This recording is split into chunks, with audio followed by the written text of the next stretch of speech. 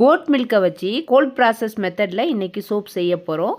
அதுக்கு வந்து நான் ஆயிலெலாம் கலெக்ட் பண்ணி எடுத்து வச்சுக்கிட்டேன். லாஸ்ட்டில் வந்து ஆலிவ் ஆயில் எடுத்துக்கிட்டேன்.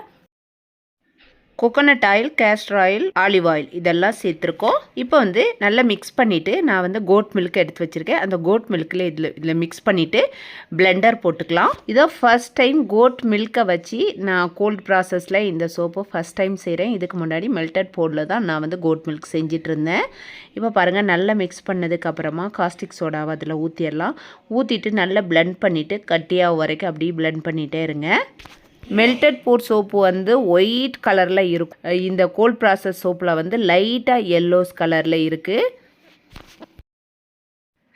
கோட் மில்க்கு ரொம்ப நல்லது, ஸ்கின்னுக்கும் ரொம்ப நல்லது. பேபிஸ்க்கு கூட இந்த கோட் மில்க் சோப்பை யூஸ் பண்ணலாம். இப்போ மோல்டில் நம்ம வந்து ஊற்றியாச்சு. 4 சோப்பு கிடச்சிது எனக்கு. இதை வந்து அப்படியே ஒன் டே அப்படியே விட்டுருங்க. இப்போ வந்து ஒன் டே ஆகிடுச்சு. இப்போ நான் வந்து ஓப்பன் பண்ணி பார்க்க போகிறேன். ஆனால் கொஞ்சம் வந்து லூஸாக தான் இருந்துச்சு. இன்னும் ஒரு 1 டே 1.5 டேஸ் விட்டுருந்தா இன்னும் நல்லா இருந்திருக்கும். இதை அப்படி வந்து நம்ம ஒரு 40 டேஸ் அப்படி க்யூரிங்கில் விட்டுறலாம். உங்களுக்கு இந்த மாதிரி சோப்ஸ் வேணும்னா நம்மளோட வாட்ஸ்அப் நம்பரில் காண்டாக்ட் பண்ணுங்கள்.